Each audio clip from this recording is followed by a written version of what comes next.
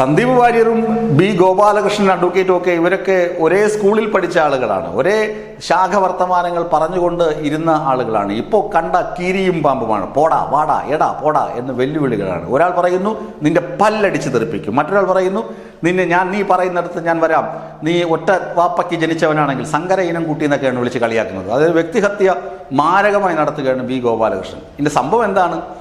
നമ്മുടെ ഭാരത് മാതാ നമ്മുടെ ഭാരത മാതാവിൻ്റെ ചിത്രവുമായി ബന്ധപ്പെട്ട വിവാദമാണ്. രാജ്ഭവനിൽ രാജ്ഭവൻ സംഘപരിവാറിൻ്റെ കാര്യാലയമാക്കാൻ പാടില്ല, RSS കാര്യാലയമാക്കാൻ പാടില്ല എന്നാണ് സർക്കാർ നിലപാട്. നമ്മുടെ ഗവർണർക്ക് അദ്ദേഹത്തിന് ഇഷ്ടപ്പെട്ട ദേവതകളുടെയോ അല്ലെങ്കിൽ നേതാക്കളുടെയോ പടം വേണമെങ്കിൽ അദ്ദേഹത്തിൻ്റെ സ്വകാര്യ ഇടങ്ങളിൽ വയ്ക്കാം. പ്രധാന പരിപാടി നടക്കുന്ന ഹാളിൽ അത് പ്രതിഷ്ഠിച്ച് അതിനകത്ത് പുഷ്പാർച്ചനയും വിളക്ക് കൊളുത്തലുമൊന്നും പൊതുചടങ്ങിൻ്റെ ഭാഗമായി നടത്തുന്നത് ശരിയല്ല എന്നാണ് സർക്കാർ നിലപാട്. ഈ സർക്കാർ നിലപാട് എന്ന് കേൾക്കുമ്പോൾ നമ്മുടെ ഏഷ്യാനെറ്റുകാർക്ക് ഒരു ചൊറിച്ചിലുണ്ടാകുമല്ലോ. സർക്കാരിനെ എങ്ങനെ താറടിക്കാമെന്ന് റിസർച്ച് ചെയ്യണം. പ്രത്യേകിച്ച് രാജീവ് ചന്ദ്രശേഖറാണ് ആ ചാനലിൻ്റെ മുതലാളി.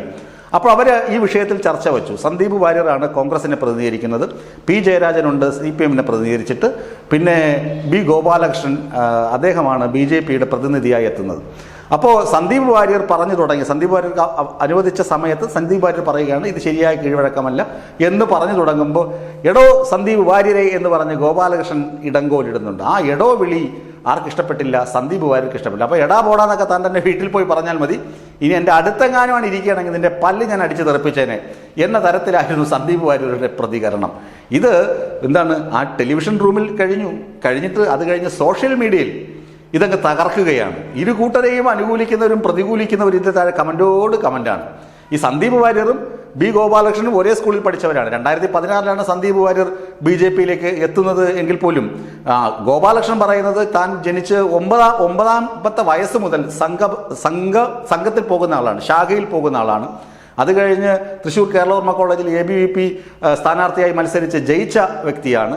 താൻ ഒന്നും പ്രതീക്ഷിച്ചിട്ടല്ല പാർട്ടിക്കൊപ്പം നിൽക്കുന്നത്. താൻ സ്വയം സേവകനാണ്. സന്ദീപ് വാര്യരെ വ്യക്തി അധിക്ഷേപം നടത്താനും ഇദ്ദേഹം മറക്കുന്നില്ല. എന്നാൽ BJPക്കാർ തന്നെ നിന്നെ അടിച്ചോടിച്ചിട്ടില്ലേ, 2 വർഷം പാർട്ടി തന്നെ നിന്നെ വിലക്കിയിട്ടില്ലേ, ജനൻ TVയുടെ ലേബലിൽ വന്നിരുന്ന് BJPയെക്കുറിച്ച് പറഞ്ഞു വലിയ നേതാവായി അവസാനം കോൺഗ്രസിൽ പോയി ഒതുങ്ങിയില്ലേ നീ എന്നൊക്കെ പറഞ്ഞ് സന്ദീപ് വാര്യർ പടലം വ്യക്തിഹത്യ നടത്തുകയാണ് ഗോപാലകൃഷ്ണനെ എതിരെ സന്ദീപ് വാര്യരാണെങ്കിൽ അത്ര തരംതാണ ഭാഷ പ്രയോഗിക്കുന്നില്ലെങ്കിലും സന്ദീപ് വാര്യരും വെല്ലുവിളി തുടരുകയാണ്. ഏതായാലും ഈ 2 നേതാക്കളുടെയും വാടാ പോടാ വിളിയിൽ സോഷ്യൽ മീഡിയ നല്ല തരംഗമായിട്ടുണ്ട്, അല്ലെങ്കിൽ സോഷ്യൽ മീഡിയയിൽ തരംഗമായിട്ടുണ്ട്.